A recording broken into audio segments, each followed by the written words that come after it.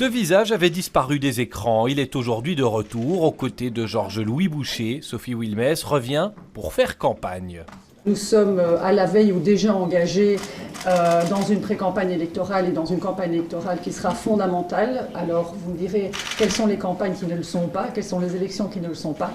Mais c'est vrai que la situation dans laquelle le pays est aujourd'hui nécessite, comme chaque fois, davantage de réformes et de prise en charge de ce qui préoccupe la population. Cela fait un moment que Georges-Louis Boucher était sous pression. Son mandat de président arrive à terme en mars, juste avant les élections régionales, fédérales et européennes.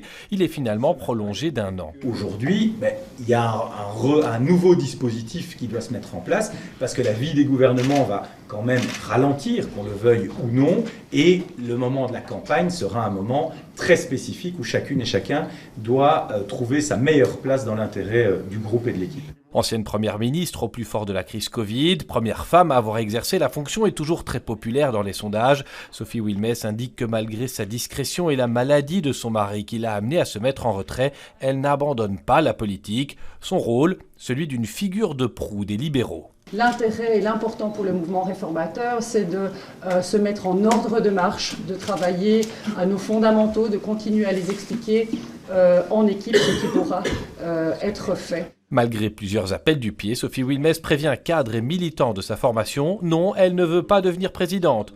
Pas à ce stade en tout cas.